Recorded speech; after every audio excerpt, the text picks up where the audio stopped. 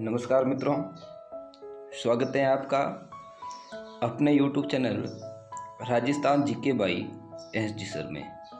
और मित्रों, आज हम अध्ययन कर रहे हैं भारत के संविधान की विकास की पृष्ठभूमि, जिसमें हमने कल जो किस प्रकार भारत का संविधान का विकास हुआ था और कौन कौन से एक्ट थे, जिसमें दो एक्ट हमने पढ़े थे। पहला था 1773 का जो रेगुलेटिंग एक्ट था और दूसरा हमने पढ़ा था 1784 का जो पिट्स इंडिया एक्ट। अभी इनके बारे में हमने पढ़ लिया था। और मित्रों, उसके बाद जो जितने भी एक्ट आए थे, और ये चीज़ पढ़ ली थी कल, परंतु मैं आपको दो चीज़ें बताना और भूल गया था कि जो भारत के संविधान के विकास को कितने भागों में बांटा गया है। तो मित्रों, भारत के संविधान के विकास को दो भागों में बांटा गया था। पहला था कंपनी का शासन, वो था 1773 से 1858 तक। दूसरा था ताज का शासन 1858 से 1947 तक। इसका वर्गीकरण किया गया था। यानी भारत के संविधान के विकास को दो भागों में जो वर्गीकरण किया गया था, पहला जो संविधान का विकास कंपनी के शासन के अंतर्गत हुआ था, दूसरा ताज के शासन के अंतर्गत हुआ था। अब कंपनी के शासन के अंतर्गत कौन कौन से एक्ट आए, तो मित्रों देखना, कंपनी के शासन के अंतर्गत जो भारत में जो एक्ट आए थे, पहला था 1773 का रेगुलेटिंग एक्ट, जिसका मैंने पहले हमारे पार्ट ए के अंदर उल्लेख कर दिया है। दूसरा था 1781 का सुधार एक्ट, उसके बाद 1784 का पिट्स इंडिया एक्ट। इन तीनों का पार्ट संख्या 1 में मैंने उल्लेख कर दिया है, इसको पढ़ा दिया गया है। अब आज से हमारे जो बाकी वाले एक्ट हम इस दूसरे भाग में पढ़ेंगे और फिर पीछे छोड़ देंगे तो तीसरे चौथे भाग में हम पढ़ लेंगे। उसके बाद 1793 में एक चार्टर एक्ट आया था। यानी कुल 4 चार्टर एक्ट आए थे, यानी कंपनी के शासन के अंतर्गत। कंपनी के शासन के अंतर्गत 4 चार्टर एक्ट आए थे। पहला 1793 का चार्टर एक्ट, 1813 का चार्टर एक्ट, 1833 का चार्टर एक्ट और 1853 का अंतिम चार्टर एक्ट। उसके बाद जो 1858 से ताज का शासन आ जाता है, तो इनमें पहला जो भारत का जो 1858 का भारत शासन अधिनियम इसमें सम्मिलित था। 1858 का भारत शासन अधिनियम। फिर बाद में 3 भारत परिषद अधिनियम आए थे, जिसमें 1861 का भारत परिषद अधिनियम, 1892 का भारत परिषद अधिनियम, 1909 का भारत परिषद अधिनियम। ये आए थे जो ताज के शासन के अंतर्गत। फिर था 1919 का जो भारत शासन अधिनियम। भारत परिषद के बाद भारत शासन अधिनियम आए थे। फिर 1935 का भारत शासन अधिनियम और 1947 का भारत शासन अधिनियम। मित्रों, ध्यान रखना, भारत के जो मूल संविधान में सर्वाधिक प्रावधान लिए गए हैं वो 1919 और 1935 के जो हैं भारत शासन अधिनियम से लिए गए हैं, और कुछ 1909 के प्रावधान शासन अधिनियम से भी लिए गए हैं। तो अब हम आगे बढ़ते हैं, और आज का जो हमारा चैप्टर है वो है आपके जो चार्टर एक्ट से संबंधित आपका चैप्टर रहेगा। तो शुरू करते हैं। 1813 का जो चार्टर एक्ट, 1813 का चार्टर एक्ट था, उसके बारे में हम अध्ययन करेंगे कि इस एक्ट में क्या क्या प्रावधान थे। तो पहला प्रावधान ये था कि जो ईसाई मिशनरी थे उनको भारत में धर्म प्रचार की अनुमति प्रदान की गई। यानी ईसाई मिशनरियों को भारत में धर्म के प्रचार की अनुमति दे दी गई थी। इस जो 1813 के चार्टर एक्ट का पहला प्रावधान ये था। दूसरा था कंपनी की व्यापारिक एकाधिकार की आंशिक समाप्ति की गई थी। अब जो कंपनी का एकाधिकार था उसकी समाप्ति कर दी गई थी, और उसके जगह जो है फिर अगले वाले शासन को लाने की बात की गई थी। तो आंशिक जो समाप्ति कर दी गई थी कंपनी के शासक की, तथा भारत का व्यापार समस्त व्यापारियों के लिए खोल दिया गया था। और जो भारत का व्यापार क्षेत्र था जो समस्त व्यापारियों के लिए खोल दिया गया था, और जो कंपनी का एकाधिकार आंशिक रूप से समाप्त कर दिया गया था। इसके बाद दूसरा एक्ट आया था 1833 का, जो चार्टर एक्ट, 1833 का चार्टर एक्ट। तो मित्रों, इस एक्ट में क्या क्या प्रावधान थे, इस एक्ट के क्या क्या मुख्य प्रावधान थे, क्या क्या मुख्य उल्लेख था, क्या क्या मुख्य नए परिवर्तन किए गए थे, तो वो देखिए मित्रों। हम इस चैप्टर को पढ़ने से पूर्व आपसे मैं आग्रह करूंगा कि अभी तक आपने हमारे YouTube channel Rajasthan GK by SG sir को सब्सक्राइब नहीं किया है तो एक बार सब्सक्राइब कर दें, और वीडियो कैसा लगा कमेंट बॉक्स में ज़रूर बताएं, और वीडियो को आगे से आगे अपने दोस्तों में शेयर ज़रूर करें। जो 1833 का चार्टर एक्ट था उसमें मुख्य प्रावधान क्या क्या थे, तो देखिए 1833 के चार्टर एक्ट में मुख्य प्रावधान ये था कि बंगाल की गवर्नर जनरल को भारत का गवर्नर जनरल बना दिया गया था। अब जो बंगाल का गवर्नर जनरल था उसको भारत का गवर्नर जनरल बना दिया गया था। लॉर्ड विलियम बेंटिंक भारत के प्रथम व बंगाल के अंतिम गवर्नर जनरल हुए। यानी बंगाल के प्रथम गवर्नर जनरल तो कौन थे भाई? बंगाल के प्रथम गवर्नर जनरल वो थे वॉरेन हेस्टिंग। और फिर जो है बंगाल के गवर्नर जनरल को जो है 1833 के चार्टर एक्ट के द्वारा जो है भारत का गवर्नर जनरल बना दिया गया था। और लॉर्ड विलियम बेंटिंक, देखो याद रखना नाम, लॉर्ड विलियम बेंटिंक को भारत का प्रथम और बंगाल का अंतिम गवर्नर जनरल बनाया गया। फिर है लॉर्ड मैकाले को जो है गवर्नर जनरल की कार्यकारिणी में चौथे सदस्य के रूप में चुना गया था। और लॉर्ड मैकाले को जो गवर्नर जनरल की कार्यकारिणी में चौथे सदस्य के रूप में चुना गया था।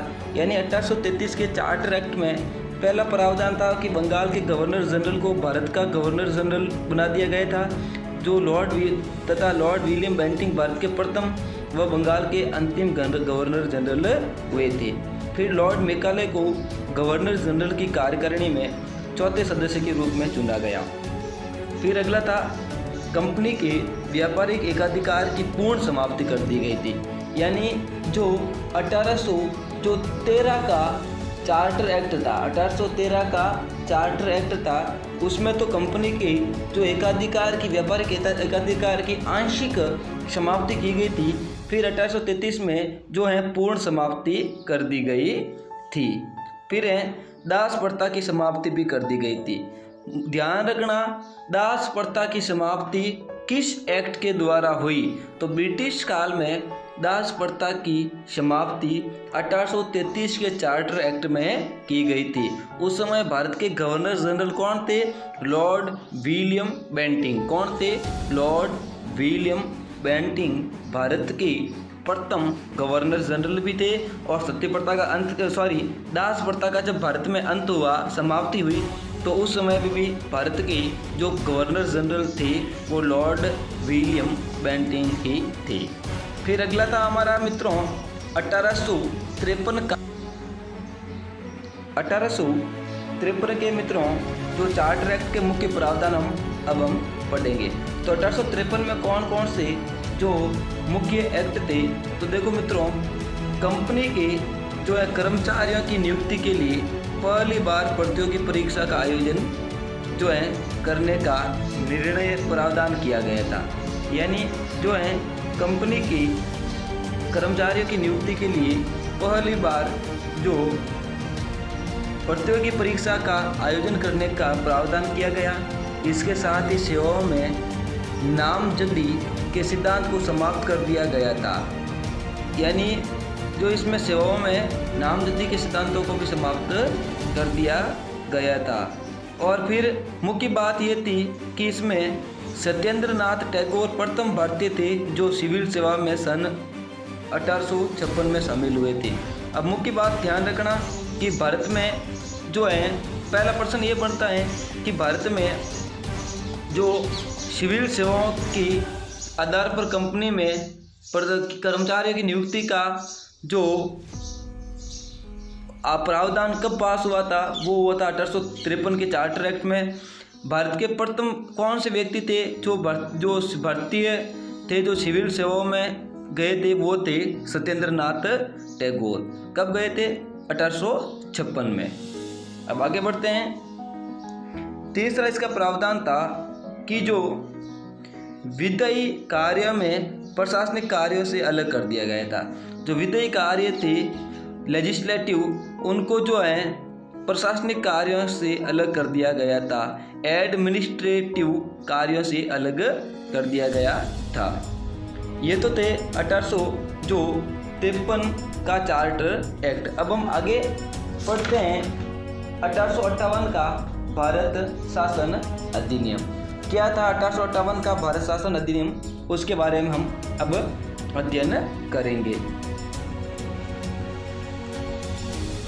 तो मित्रों 1858 का जो है वही भारत शासन अधिनियम जो है उसको वही चार्टर एक्ट और भारत शासन अधिनियम जो इसको हम पढ़ने से पूर्व मैं आपसे कहना चाहूँगा कि भाई यदि तक आपने हमारे YouTube चैनल को सब्सक्राइब नहीं किया तो प्लीज़ एक बार चैनल को सब्सक्राइब कर दें। ईस्ट इंडिया कंपनी के शासन की समाप्ति हो गई थी 1858 में और भारत का शासन ब्रिटिश ताज के अंतर्गत चला गया। पहला प्रावधान तो ये था 1858 में ईस्ट इंडिया कंपनी का शासन की समाप्ति हो गई और भारत का शासन ब्रिटिश ताज के हाथों में चला गया था। दूसरा प्रावधान ये था भारत का शासन चलाने के लिए जो है भारत सचिव यानी भारत का शासन चलाने के लिए भारत सचिव यानी मंत्री तथा उसकी सहायता तो 15 सदस्यीय जो है भारत परिषद का गठन किया गया था।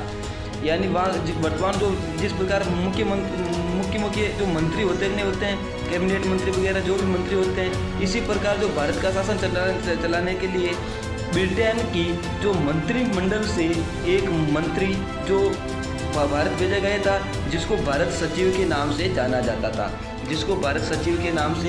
जाना जाता था, और उसकी सहायता हेतु 15 सदस्यीय भारत परिषद का भी गठन किया गया।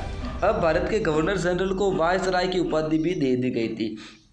और फिर 1858 के भारत परिषद अधिनियम के अंतर्गत जो भारत शासन अधिनियम के अंतर्गत भारत के जो गवर्नर जनरल को वायसराय की उपाधि दे दी गई थी तथा लॉर्ड कैनिंग भारत के प्रथम वायसराय बने। बंगाल के प्रथम गवर्नर जनरल कौन बने थे तो वॉरेन हेस्टिंग, और बंगाल के प्रथम गवर्नर जनरल कौन बने थे वॉरेन हेस्टिंग। फिर भारत के प्रथम गवर्नर जनरल कौन बने थे लॉर्ड विलियम बेंटिंग, और भारत के प्रथम वायसराय कौन बने थे लॉर्ड कैनिंग। और फिर बोर्ड ऑफ डायरेक्ट और कंट्रोल की समाप्ति कर दी गई थी। जो बोर्ड ऑफ डायरेक्ट और बोर्ड ऑफ कंट्रोल थे उसकी समाप्ति भी कर दी गई थी। ये तो था 1858 का प्रावधान। अब हम आगे बढ़ते हैं 1861 का भारत शासन अधिनियम। 1861 का भारत शासन अधिनियम 1861 का भारत शासन अधिनियम। तो मित्रों अब 1861 का भारत शासन अधिनियम अब हम पढ़ रहे हैं। तो एक बार पुनः आपका मैं स्वागत करता हूं अपने YouTube channel Rajasthan GK by SD sir पर। केंद्र व इसके मुख्य प्रावधान किए थे 1861 के भारत शासन अधिनियम के। पहला प्रावधान था केंद्र व राज्यों में विधान परिषदों का निर्माण किया गया था। केंद्र व राज्यों में जो है विधान परिषद का निर्माण किया गया था। और फिर जो विधान परिषद का निर्माण किया गया था, विभागीय प्रणाली मंत्रिमंडलीय प्रणाली की शुरुआत की गई थी। और 1861 भारत शासन अधिनियम के तहत विभागीय प्रणाली और मंत्रिमंडलीय प्रणाली की भी शुरुआत की गई थी। गवर्नर जनरल को अध्यादेश जारी करने का अधिकार दिया गया था। अब जो भारत का जो गवर्नर जनरल था उसको अध्यादेश जारी करने का अधिकार भी दे दिया गया था। फिर अगला है कलकत्ता, बम्बई और मद्रास में। देखो कलकत्ता, बम्बई, मद्रास में उच्च न्यायालय की स्थापना की गई थी। भारत का प्रथम उच्चतम न्यायालय तो कलकत्ता में था। फिर बाद में 1861 के भारत शासन अधिनियम के तहत जो कलकत्ता, बम्बई और मद्रास में उच्च न्यायालय की स्थापना की गई थी। अब भारत का 1892 का भारत शासन अधिनियम। 1892 का भारत शासन अधिनियम। अब हम पढ़ रहे हैं 1892 का जो भारत शासन अधिनियम। तो 1892 के भारत शासन अधिनियम के तहत क्या क्या मुख्य प्रावधान थे। पहला प्रावधान था अप्रत्यक्ष निर्वाचन प्रणाली की शुरुआत की गई थी। अप्रत्यक्ष रूप से निर्वाचन प्रणाली की शुरुआत की गई थी और सदस्यों को सीमित मात्रा में प्रश्न पूछने तथा बजट पर विचार विमर्श करने का अधिकार प्रदान किया गया था। तो मित्रों, आज का हमारा चैप्टर समाप्त होता है। अब हम अगले वाले वीडियो में जो शेष 3 प्रावधान हैं, जिसमें 1909 का भारत शासन अधिनियम जो है हम पढ़ेंगे भाग संख्या 3 में। तो तब तक बने रहे हमारे YouTube channel Rajasthan GK by SD sir पर। वीडियो कैसा लगा कमेंट बॉक्स में ज़रूर बताएं। धन्यवाद।